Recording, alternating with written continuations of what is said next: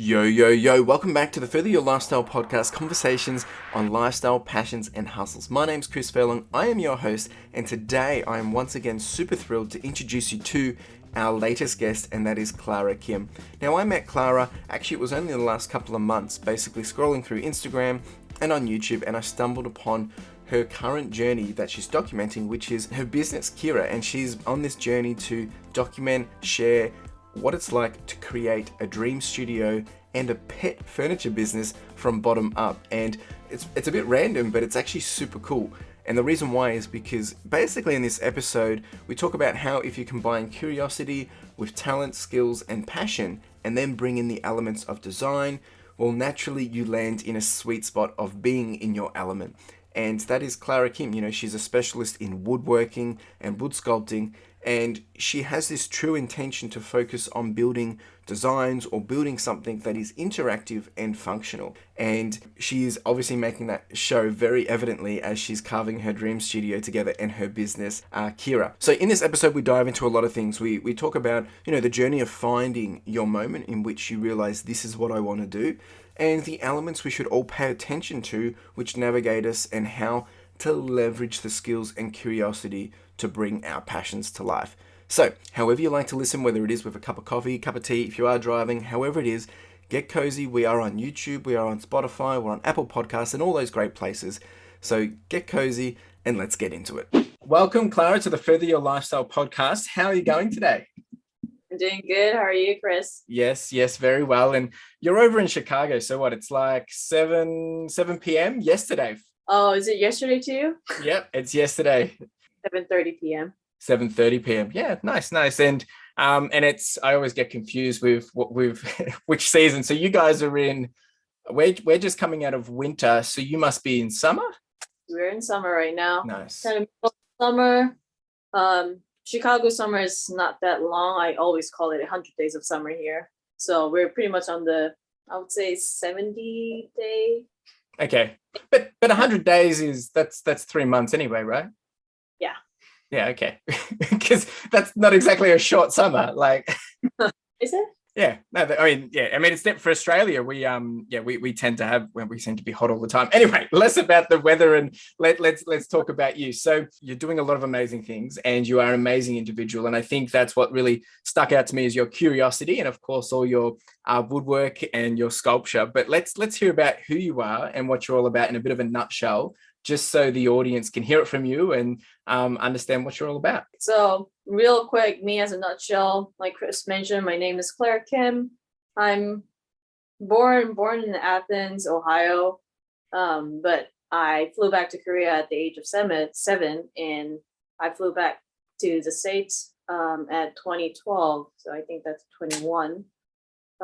And I now find myself in Chicago doing woodworking, and now I'm trying to work on Kira. That's it. No, it's an exciting journey. And like, obviously there's so much to unwrap there. And I think with any conversation that I have with people, whether they are, pursuing something or if they're starting something or where they are at this point in time, there's always so much history behind it that goes with it. And, I'm excited to dive into that. So let's touch on yourself around, maybe, taking it way back when, all the way back to even school and university. So by trade, I know you have a huge interest in art, but what did you actually study? Because at the end of the day, you are doing wood sculpting and we're going to touch on that later, but where did that all come from? Was it art? Is that what you studied? Or was it something else that kind of moved you into art?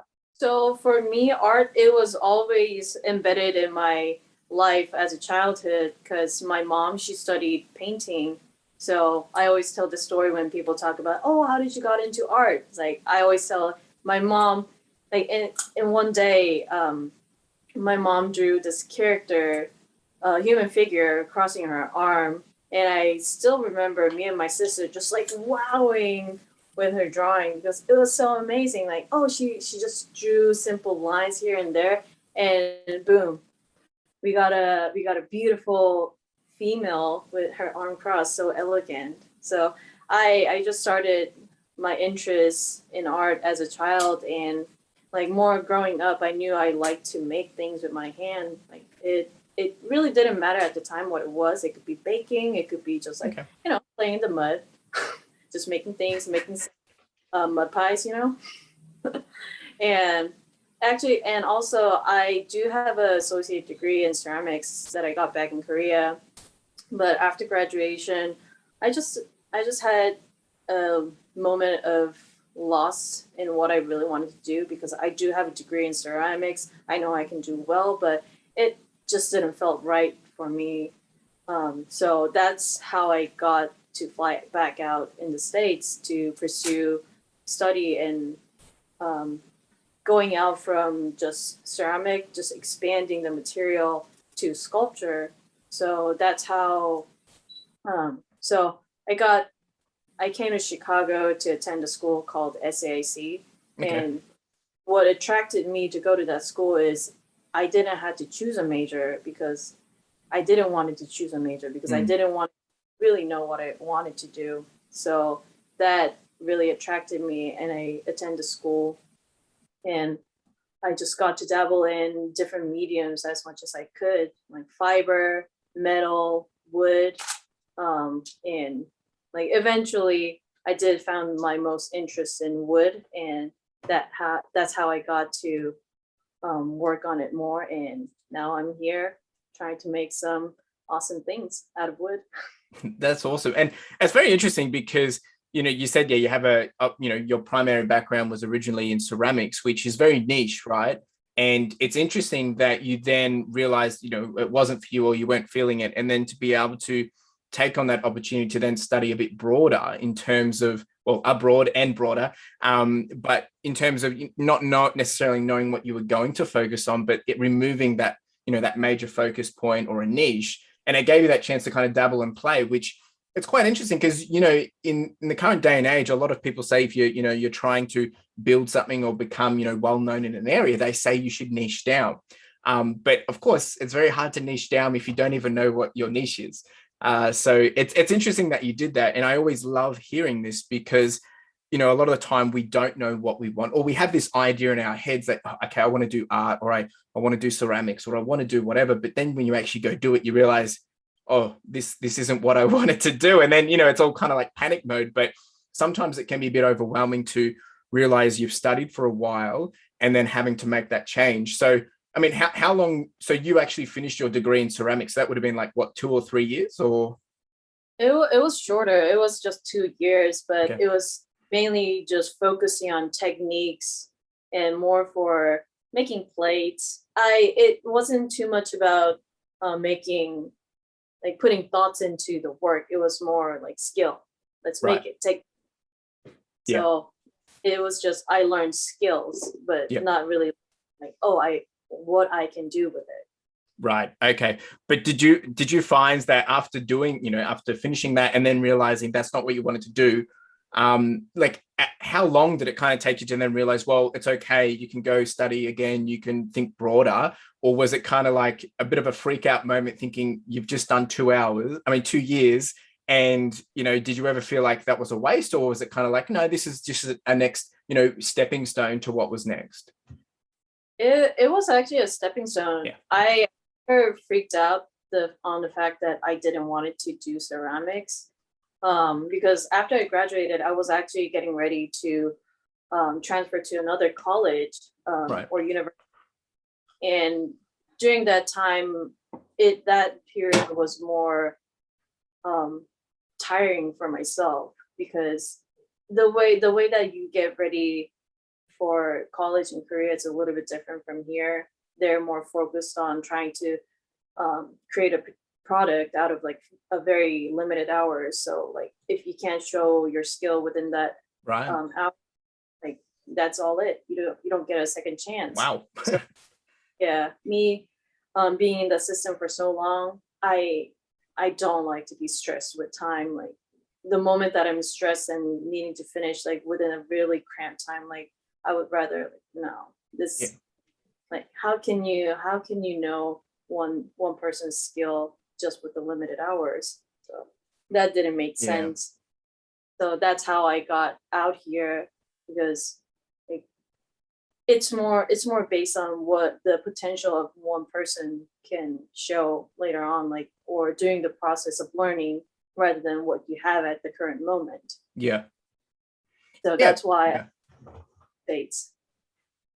Okay, because I mean, it's actually very beautiful that you say that, because you kind of said that you don't like being rushed and stressed into it. When you think about art in itself, no matter what kind of art it is, you can't really rush art. Like it's something that, you know, you might be able to do art quickly, but rushing isn't quick, right? You know, rushing is when you're stressed and you. But art takes time. You're putting, whether it's emotion, you're putting time, you're putting skill, you're putting effort, you're putting thought and creativity into something, and you literally cannot rush it. So it's a really nice parallel. It's just very interesting how you said that. And I think that kind of reflects in everything that you've done and you're working towards.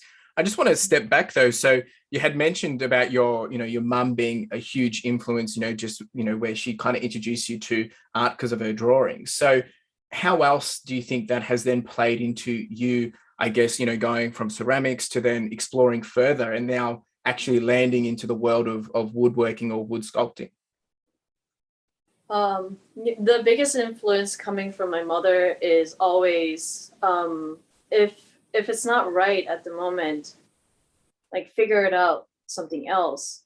Because before I got to the school for ceramics, I did got into a school for majoring in painting, but when I got it, like it never felt right for me. Right. It was away from the place that I was living. So I wasn't really happy about that. I got accepted by a school, and I was just like, whatever. And one day, my mom just brought up this idea, like, hey, there's actually a school in nearby our place, and there's a ceramic program that I can take. Like, yeah, that sounded way more interesting for me than going to a school for painting, doing that for 4 years. Like, yeah, like that sounded more right. Yeah.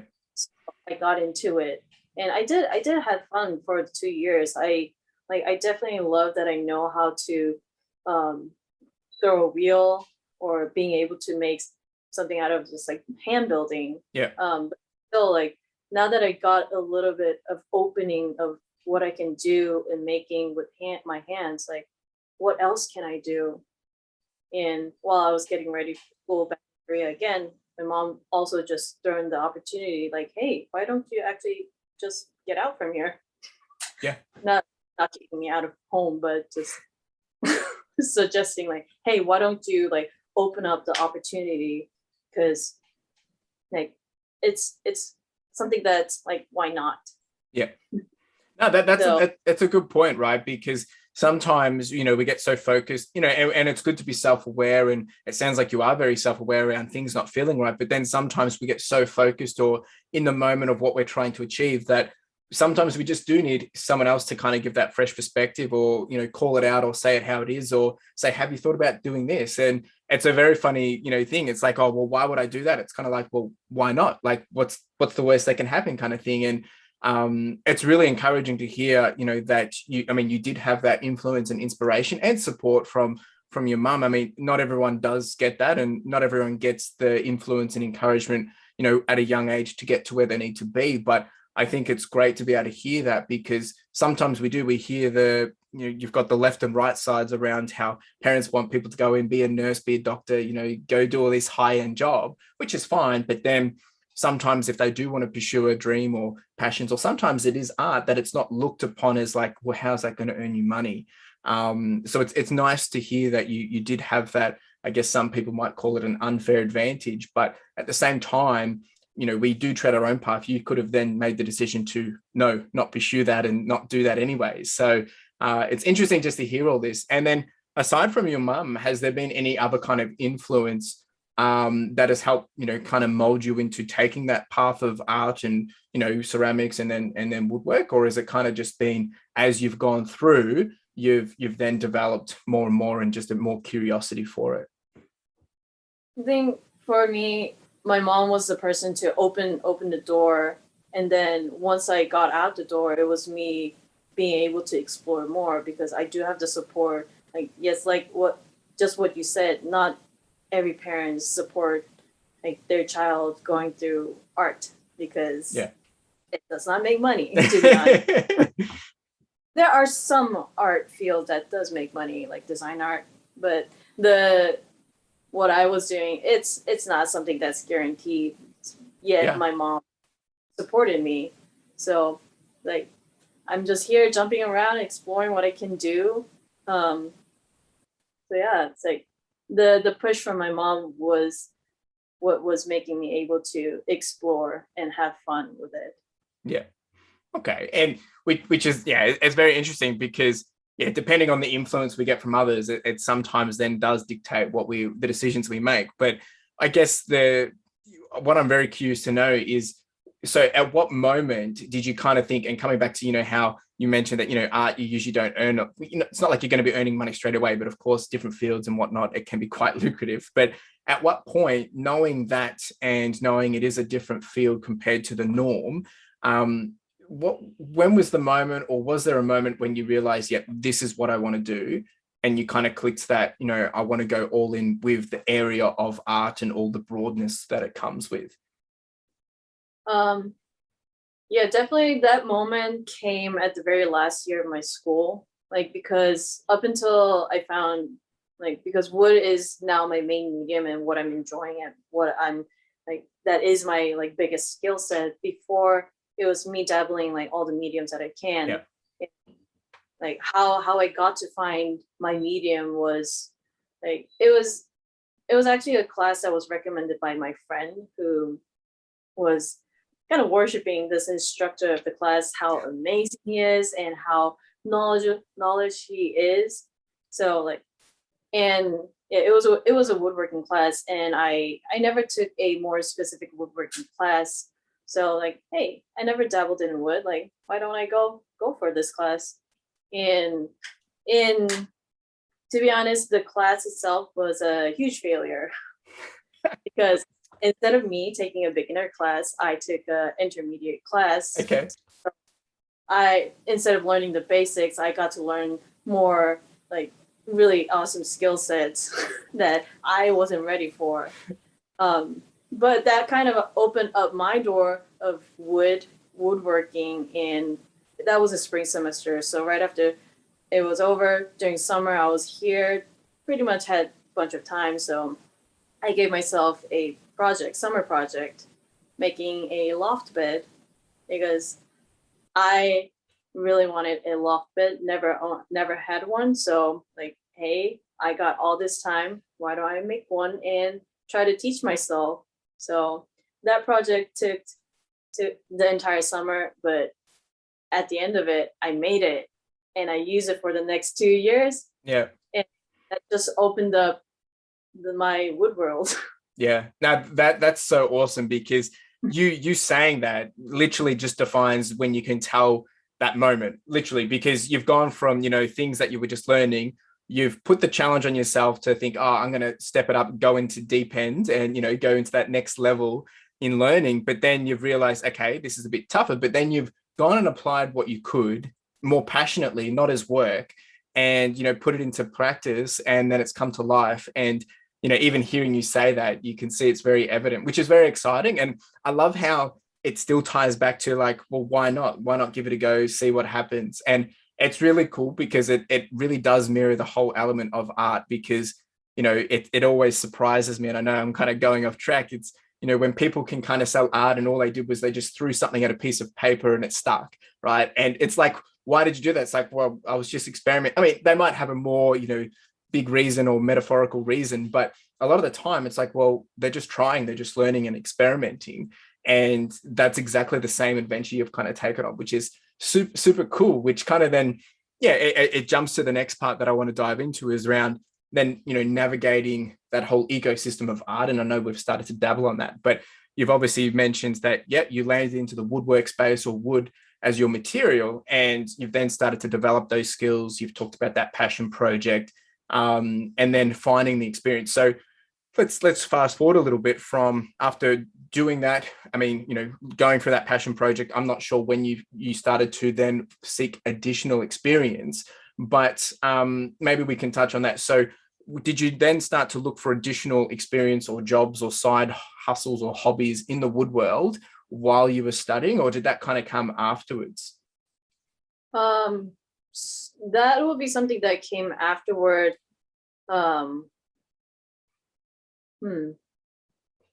Because I know like you ended up, and without giving too much away, because I want you to share that around that piece of work that you did that's labeled root, that chair that you did. So in terms of that, which we can chat about if that makes more sense, how did that come into play and into life?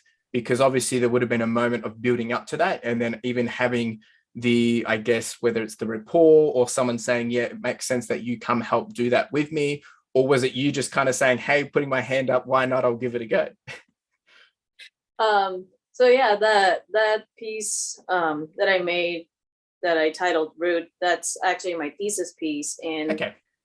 how it started was like me studying art. The biggest struggle for myself studying art was trying to understand someone else's work, because like the school that I went to, they're more heavily conceptual, heavily focused on conceptual artwork, Right. which is more on the statement of the artwork and the complexity within the statement.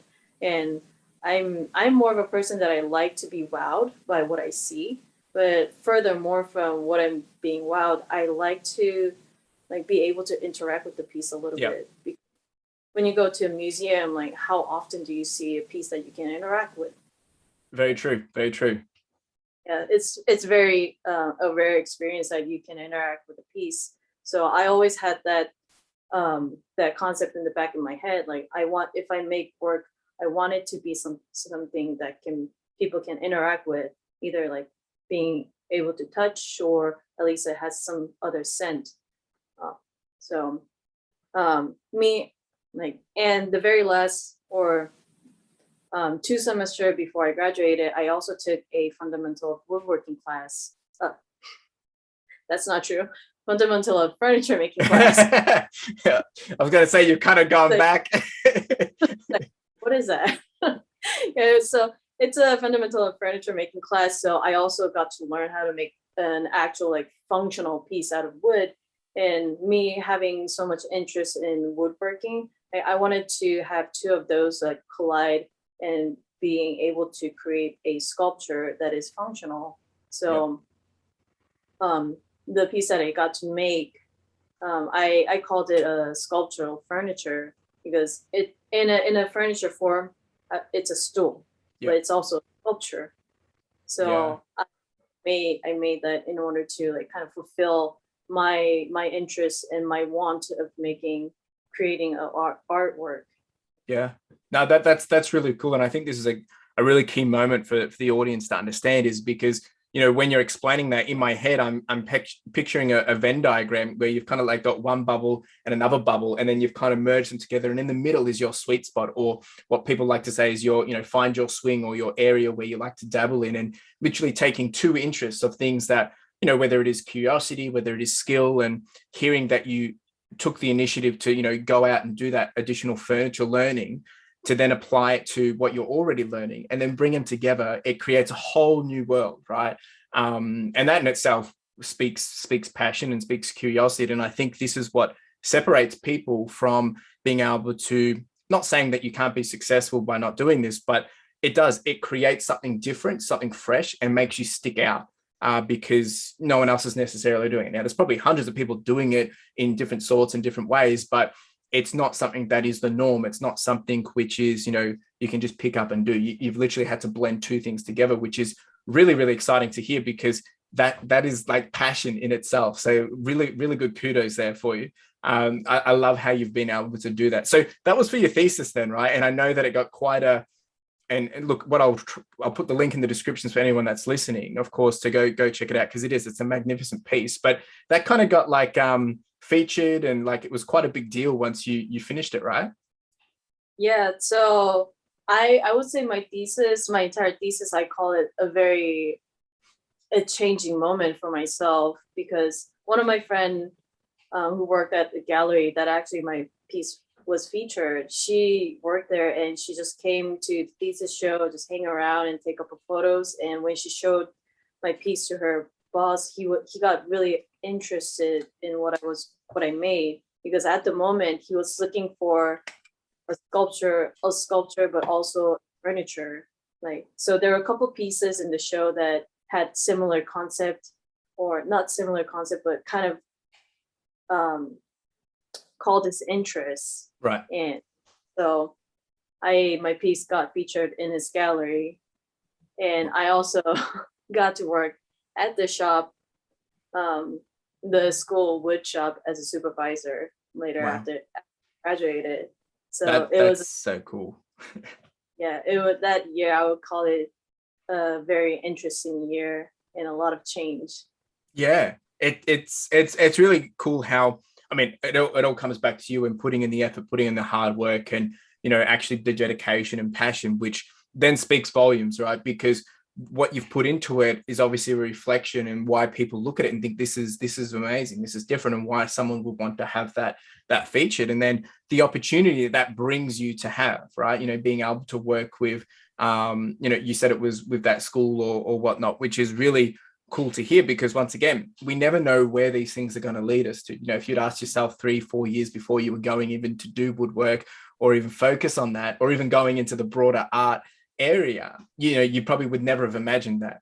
And now it's kind of like, flash by, it's all a blur, and it's all just happened so quickly, right? It's, I mean, you must have that bit of a kind of like a wow factor in some sense when you reflect on it.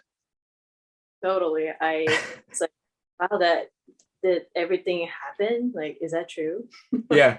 Wow. It's really good, right? And give yourself a big pat on the back. So with that, good stuff. So you already mentioned it, that, from that you were able to get some experience, but I guess what other roles, before we even get into the world of Kiara, what other roles or experience have you done in that field? So you finished your study, you've done your thesis, what was the next thing that you moved on to in terms of developing your skills or working?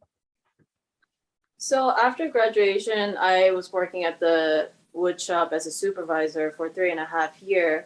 It's like just being exposed in that environment, and also needing to educate a lot of people, who has no interest in woodworking. Sometimes, I would say majority of the time, has no interest. So that gave me a whole lot of learning curve of trying to teach someone who's not willing to listen. But yeah, like just being in that environment, I got to learn a lot of, just being able to hone my skill in depth, because I have to be the person, like me as a supervisor in the shop, I need to be the model of, like, or I have to know, I need the knowledge in order to educate someone. Yeah. So I was just continuously exposed in the environment that I had to teach myself, develop, or hone, Yeah. that can be sharp. Yeah, okay, which makes sense. I mean, the best way to learn is to teach anyway. But I mean, I must ask, because this is where I get confused, and probably I don't know if the audience would as well. But so when I think of woodwork or woodworking, I naturally think of furniture, but clearly that's not the same thing. So if you had to define, woodwork, how is it different to when you're thinking of furniture making? Like, yeah, please solve that for me. I think woodwork is just a general term of using wood and making something out of wood. Right. And carpentry, it's like woodwork, carpentry, and sculpture. Yeah, okay. Because yeah, I guess so woodwork would probably be more like carpentry then. Yeah. Yeah, right. Okay. Right. Okay, that makes more sense. Because naturally when I think of woodwork, yeah, you're building something, but then I'm thinking, well, a lot of the stuff that you're building, if it's not a house, or like, a place, or something that you can store something in, it's probably more likely furniture, but there's obviously things in between that. So very curious. But no, that makes sense. And thank you for for clarifying that. No Okay, so worries. so I mean, you've already touched on how you really do have that love to be able to put some, make something that's interactive, something that's functional, and you found that earlier, going through your, well, building out your thesis and whatnot, and we touched on that. But I guess there is, and you alluded to it at the start, how there is always this big balance or debate between the physical art versus the theory of art, or how we view it and how we envision it. And I guess that curiosity, is there, I mean, you said that you wanted to make sure that people could kind of interact with it, you wanted people to be able to look at it differently. Where do you think that's come from? Or was it just kind of because it was your own self-interest, and you just hadn't seen it? Or do you think it was something else that you thought, actually, this is, that sparked you into that idea? Um, it's definitely something that I had interest in it because like I had the thought of like when you just look at work, like how much you can get the idea out of it. Like what if you can sit on it? What if Yeah, you can hold the work? Like what different like experience would that give to the viewer? yeah, Like so I wanted to make something that people can create their own story rather than reading the artist's statement. Because if you're reading the statement all the time and like the statement is so long and complex, like after you don't have too much time to concentrate on the work. yeah. That's I true. wanted to eliminate people reading the statement, but rather creating their own story. Yep. Because sometimes, sometimes you can agree with the artist, sometimes you don't want to agree with the artist. So, like, I wanted the viewer to create their own story by being able to interact with it. Yeah, that's true because I guess, just using root as an example, being a chair, if you sat in it, everyone's going to experience that differently. Like, oh, this is cool. It's like, oh, this is ridiculous. Who would ever have this as a chair, right? But then other people can appreciate how it's all put together. So I can understand that. So then I'm very curious to know then, so leading up to root or after root, before even getting to Kiara, is have you done other things like that then? So do you have some other examples of things that you've made which they are both of yes, they're interactive, but they are the art piece, or they're functional, or they are conceptual at the same time? And yeah, do you have some more examples of things that you've done in that sense? No, after Root, I wasn't able to really make a lot of my own artworks because I was working at the school full time, and afterward, now I'm working at a place, a custom furniture business. So, like, not much time I had, and the way that I wanted to make is if I make interactive work, it's either completely scaled up, or if it's small, it's I have to use other technologies that I don't have too much knowledge on it. So it's I have to teach myself in order to make it. So after Root, I don't have another example that I can show, but I have sketches on my note that is just waiting there for me to like, hey, whenever you got time, we're here.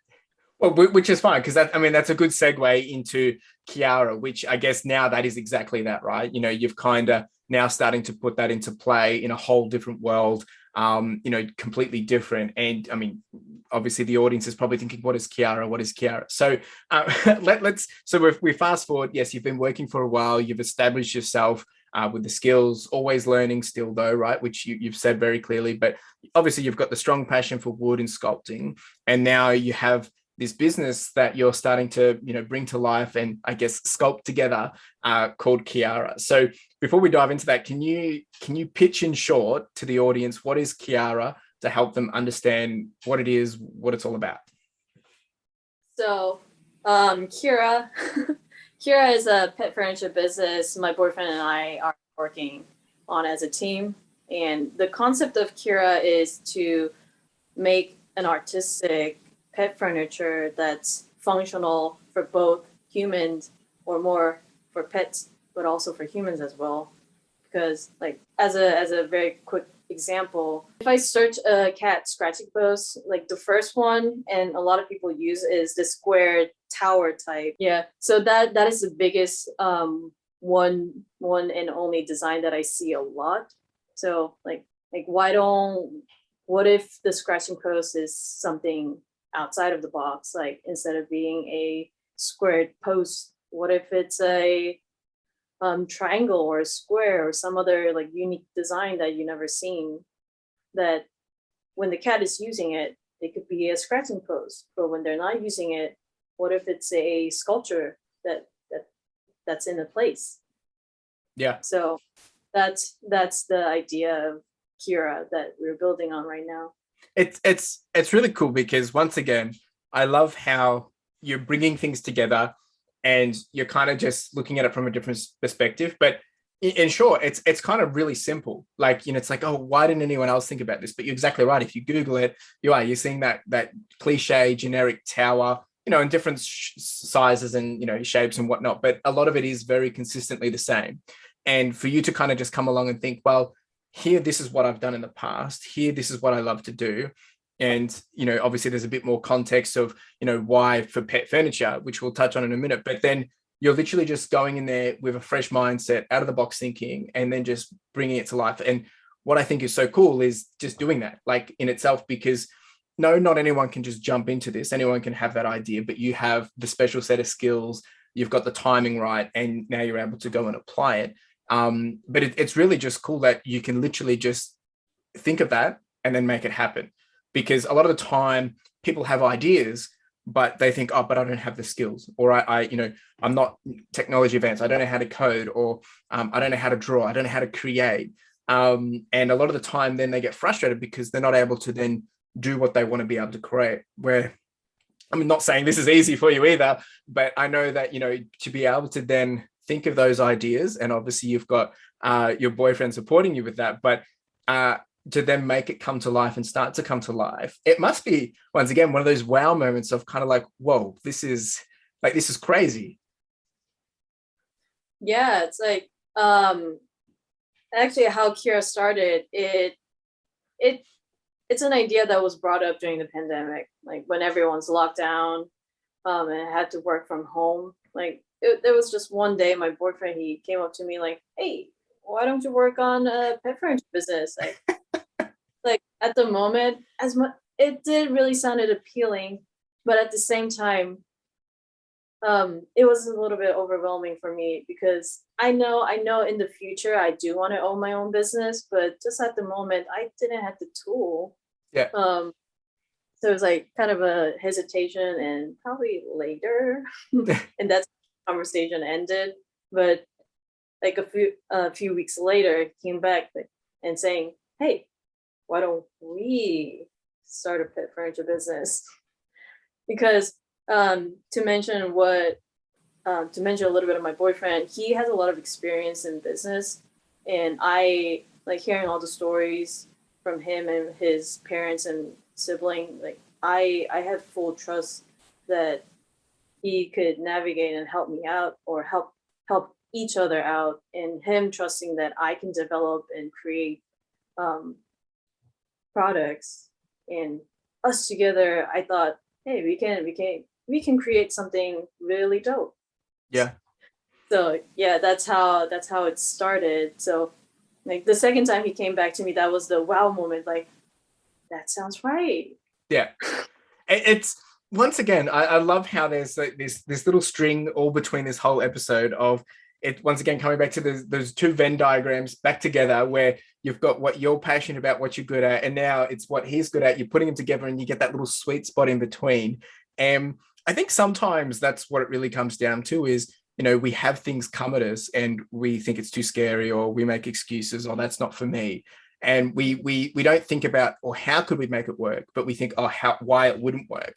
Whereas then, once your boyfriend's changed the way he's approached, and whether he did that strategically or not, I'm not sure. But, he's put that to play and said, well, let's do it together. And, then knowing his set of skills that he's able to do, it removes that stress, because, now don't have to go run the business.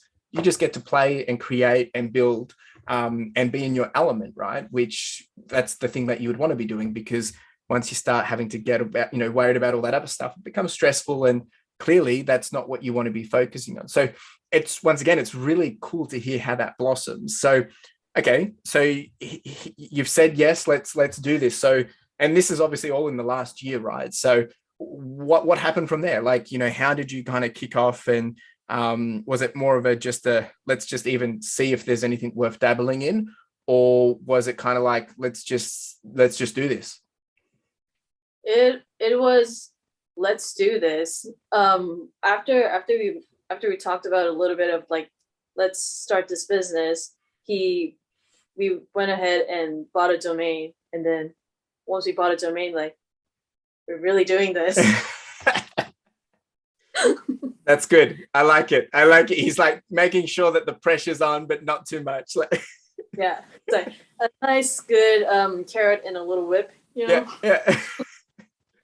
So yeah, once we bought a domain, we were talking about design, like how we want to approach it, and what is the the core of here our business, like what do we want to focus on, like, so we were working on like a couple lines, like what we can do at the moment, like, or immediately in um so the first product that we were working on for the past like uh a good month or two, like, because I have a full-time job, it was only like a little bit of time that we can work on Kira.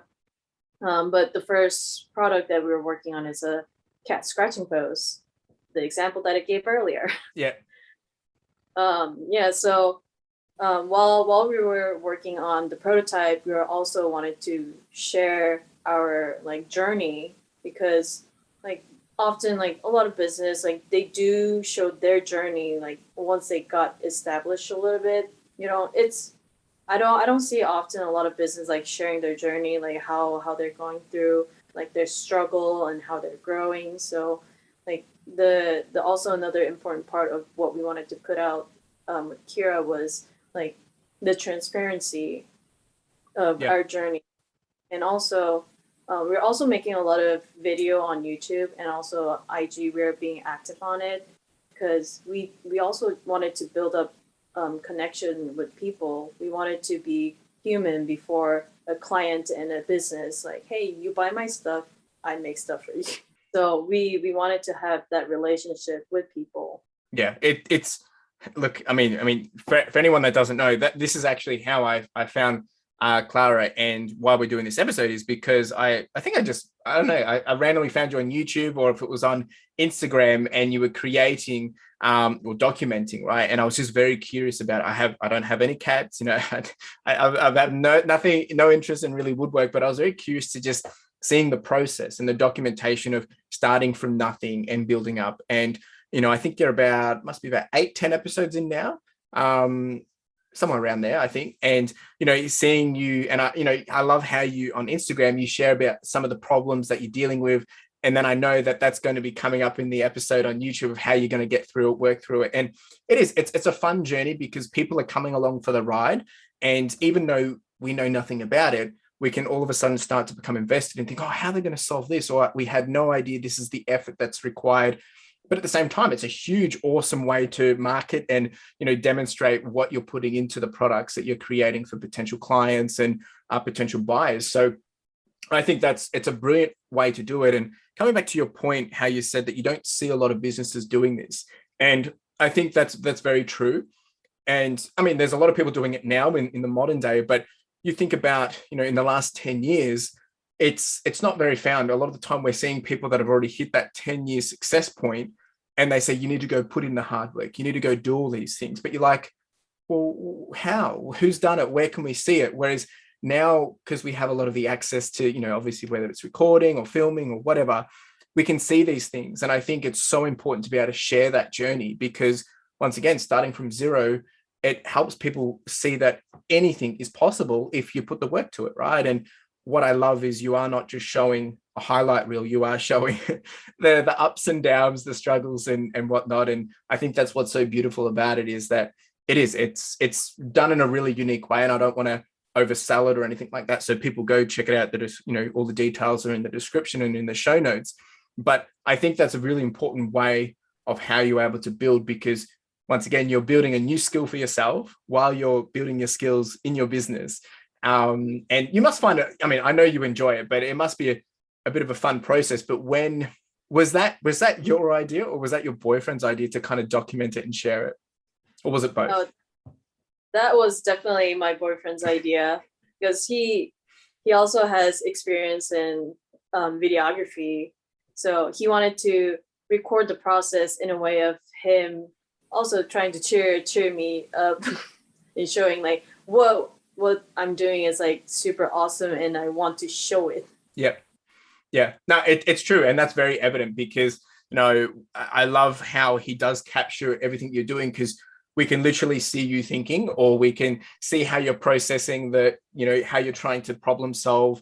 And I think he captures that really, really well. And I think that's what makes it really enjoyable to see, because it resonates. I think, you know, anyone that is building something of their own, and, you know, for myself with my own journeys and whatnot, I can relate to this, because that's exactly how I think I look or think I feel when I'm experiencing a similar problem or a roadblock or something to solve. So I guess, so when he gave you that suggestion, what was your reaction? Were you keen to do that, or did he kind of have to warm you up to it, and or was it a bit of a process of getting comfortable in front of the camera?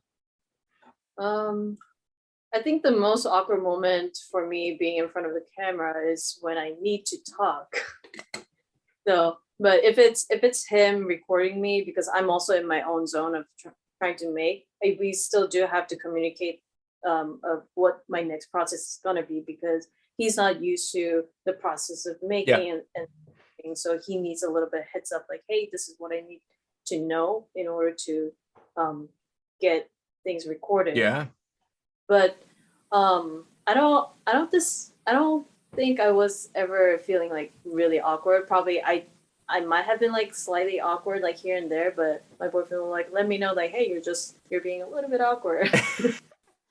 It's really cool, Like, right? I love the collaboration, and I love how you guys bring that to life, because it looks really, really good, and it comes together really, really well. And I know that's not easy, working with two, and it's really cool experience to hear that, he's having to learn from you so he can then learn how he's going to perceive the next area, but you have no idea how he's doing his stuff. So you kind of just have to work together, and I guess it's a great team building activity. But it's once again coming back to those Venn diagrams, always be growing, and you're mixing two different things together. It's really, really great to be able to hear how that's coming. But I want to touch more on Kira more. So what's the goal? What's the intent? I know at this point you are going through a prototyping stage, and I don't want to share too much of that because I want people to go over and watch it for themselves. But you're going through that process. So let's say that prototype gets done, it's good to go. What's next? Is it focusing on just very unique singular items, or are you? I mean, and you can share as much as you want, and you don't have to share if you don't want to. But are you thinking a long-term scale, or is it kind of like you're just taking it short-term at this point? well, I for Kira, for us, it's a lifelong like goal that we're gonna be going for. And the prototype, it's just a tip of the iceberg that we're trying to dabble in. Like, and that's also a very like one like simple design within the line that we're trying to create. But it's more of a process of like what kind of struggle are we gonna like face into making this prototype, and what can we figure it out during it. So, but the entire goal and our achievement for Kira is like in a long term, what I mentioned earlier, we want to make pieces that's artistic and being able to be functional for like both Yeah. humans and pets. And also in down the road, we hear a lot of like voices from people like that products that exist out in the market, it doesn't really works. It only works for one way. So if Right. we figure out a way that we can work with people who wants a customized piece, we also want to make those type of pieces, because we're really open for anything and everything. Yeah. So like many lines, many products. It's like That's it'll it. be yeah. That's really exciting. It kind of comes back to like, why not, right? If you want to try it, you want to, challenge yourself, you want to test yourself. And I love that, because you're not bounding yourself by any boundaries. You're kind of saying, well, this is what you want to dabble in, so the sky's the limit. Let's see what we can do. And that's already very evident in your videos of what you're trying to create and do, which is really exciting. So I know we chatted about this last time when we caught up, but so you've finished up on your job, or you've quit your job now to do this full time, right? Right now I still have my full-time job, but I will be completing that job in a couple weeks. That's very So exciting. yeah, so really excited to go full-time with Kira, like, and just launching the business and being Yeah. able to make products for like people. Wow. It's and I think this is an important thing for people to understand, is because you're not making money from Kiara right now, right? Obviously. but you're in a state where you're in a position where you're able to obviously continue to pay bills, whether it's between you and your boyfriend combined. But I think it's important for people to understand that, so why are you making that decision, right? Because I know some people say, usually try and have something on the side that's bringing in some dollars that makes you comfortable.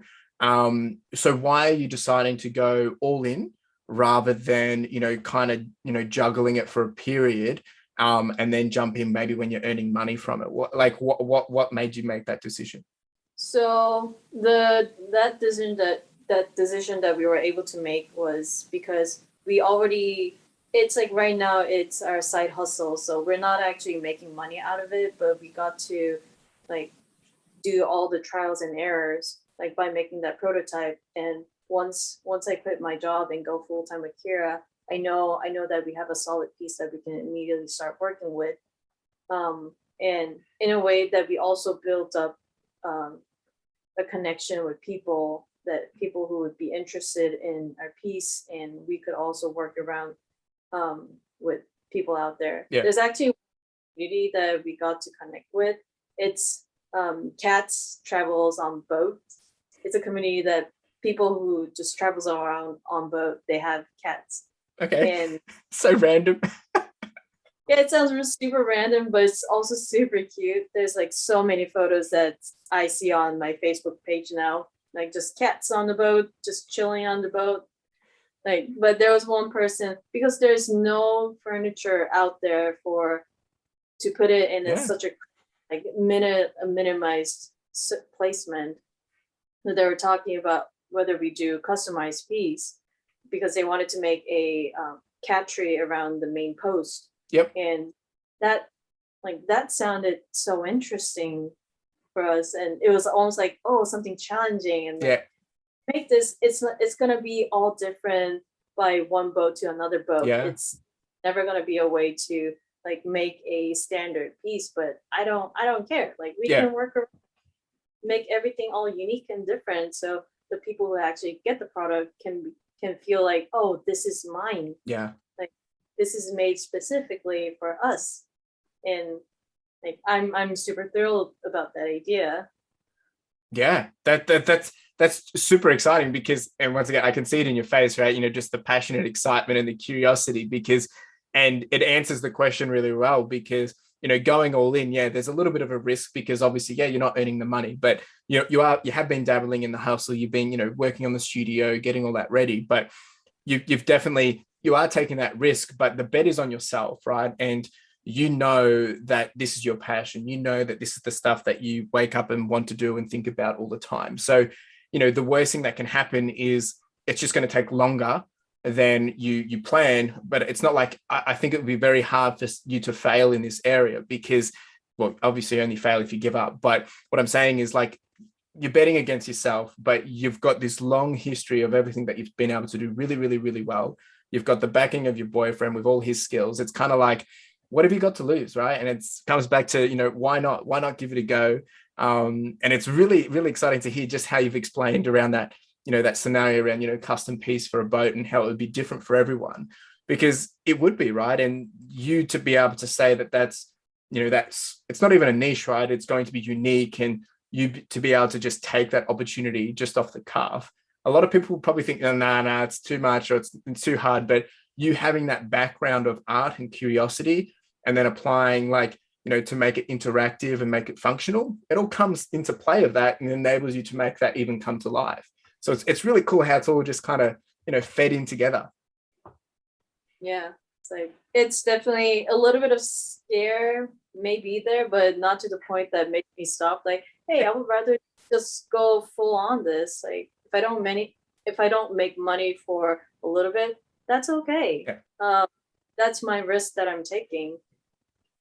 Yeah, but it's normal to be scared, and it's a good thing because it probably means it's challenging you outside of your comfort zone, right? If it was easy, everyone would be doing it, right? And you would probably just get bored. So I think that's I'm so excited to follow along, and now I'm even more curious to hopefully see that all come to life. Okay, so I'm very curious just to for people if they do have wanting to have a better understanding. So what's your focus for the rest of the year? You know, whether it is with the business or are you trying to skill up in other areas? I guess thinking for the rest of 2021, what is the priorities that you're trying to achieve or accomplish? And it might not even be related to the business, but is there anything that you're still working on or wanting to achieve before the end of the year? Definitely for Kira, launching it. We were planning to go full on live by end of September and the beginning of October.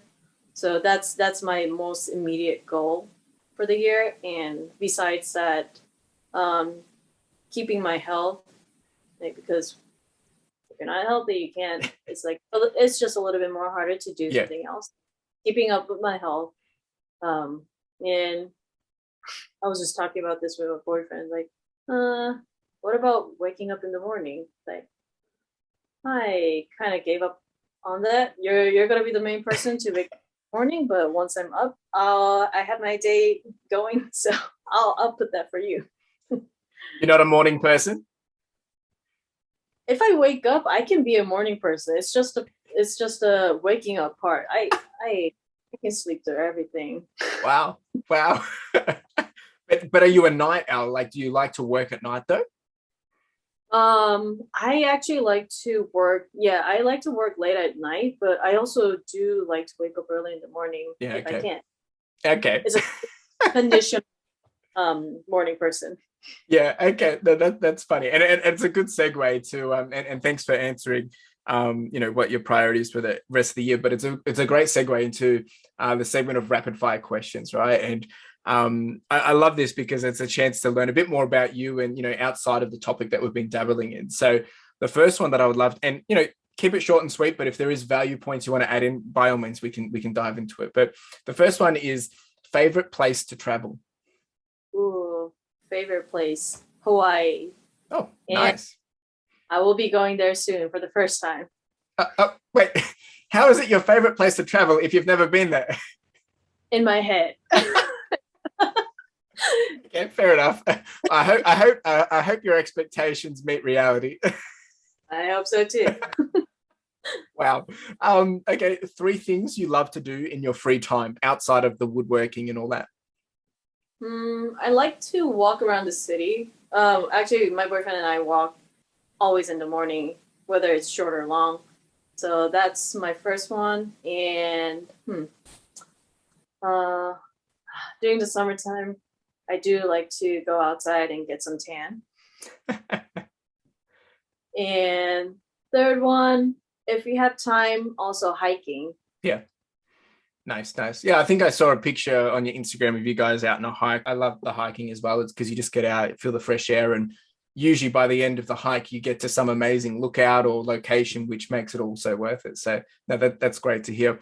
Favorite book you have read or listened to? It's been a while since I read or heard a book, but my normal book is more podcasts. Yep. I love podcasts. Like I don't have fixed podcasts that I just stick to, but Joe Rogan or there's a podcast called Genius Brain. It's very casual, but it's a very open-minded, like casual conversation he has with people. So yeah.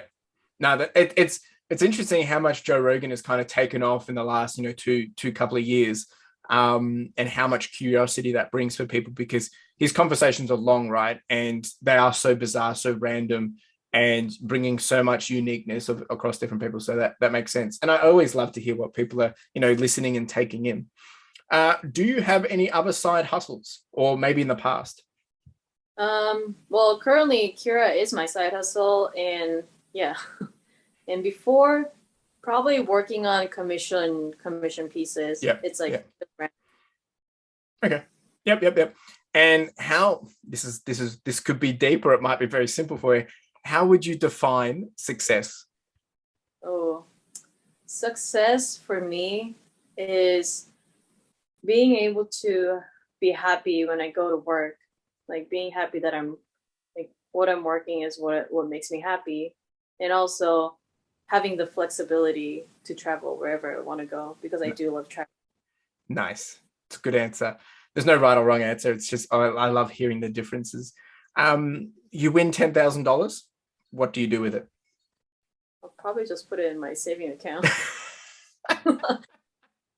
Okay, no, that's fun. There's no right or wrong.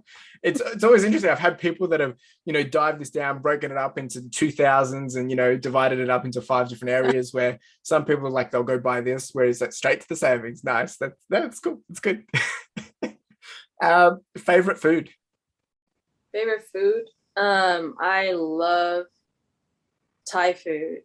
Nice. Specifically pineapple fried rice. Yep. There's a nice place in Melbourne that does that. I haven't been there for a very long time, but yeah, we used to always get it. It is good. It is good, especially when it's fresh. Biggest lesson that you have learned? My biggest lesson is that I've learned is you'll find something that you enjoy unexpectedly. Yeah, no, that's a good one. A lot of wisdom there too. And the last one is, if you could have coffee with any historical figure or someone from the past, a person of inspiration or anyone, who would you choose and why? I think for me, I don't know if it's a real existing person or if it's just someone made up, but Buddha.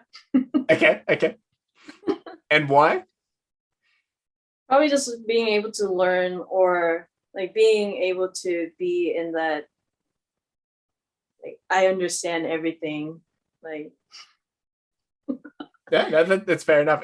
It's always curious. I mean, I've been trying to ask. I try and ask a lot of these questions, and then I mix them up with different audiences, because what I love about it is not one question is going to have the same answer from different people, and there's no right or wrong answer. And one person will think their answer is better than everyone else. And I think this one, it always opens up a whole lot of different things of curiosity, and to hear that, it's really good, because it also shows where else you're curious, right? It also shows you what you want to learn and what you want to take in. So no, like I said, there's no wrong or right answer. So I appreciate you sharing that.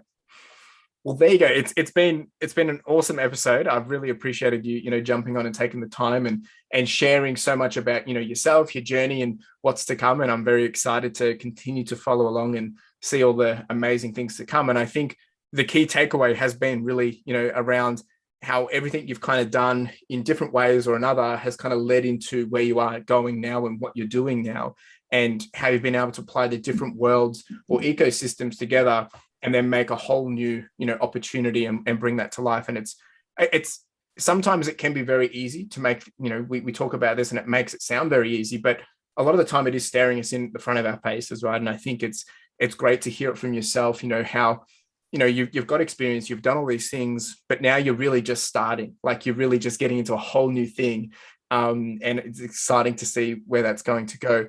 But before we finish, I want to just give you the chance to, if there was one thing that you would leave with the audience or the listeners from this episode, or one takeaway, what would that be? I think for me, it's like the biggest thing that I learned, what I mentioned earlier. It's like, don't feel like you're behind just because, like, if you don't have anything that you're interested in yet, or you feel like passionate enough that you want to go through, like if you don't have it yet, like don't feel pressured, like, and like just enjoy and experience a lot of things that you can, and down the road, like you might find something that you want to go and pursue, like unexpectedly. Yeah, it's good advice. And it is, sometimes we get so wrapped up on the now. I know people say to try and just focus on the present and what you can control and whatnot, but sometimes that can be a bit overwhelming because we're not where we think we want to be or where we thought we would be. But the next day brings new opportunity, and sometimes it's that roller coaster where you're going to have the down days, but there's days where it's up, and then when you zoom out, you realize you've actually been going up the entire time. And it's really good advice. I really appreciate you sharing that. So where is the best place for people to follow along, to follow or to watch, or if you social links, where's the best place? So on IG, you can find me at Clara Builds Kira, and on YouTube, it's Kira Pit Concepts. Nice. And of course, this is all in the show notes and in the description below. So folks, go check it out. You will not regret it. A lot of fun, a lot of curiosity. And It is. It's bringing a whole lot of different worlds together, and it really stuck out to me. And I have no interest in those areas, but it's really exciting to see, Clara and her boyfriend bring this stuff to life and make it happen. And it's been an absolute honor to have you here, Clara. I really do appreciate you jumping on and taking the time. Yeah, thanks, Chris. This entire podcast was amazing for me too. You're totally welcome. Well, thank you, everyone, and yeah, have a wonderful day. Cheers. Bye.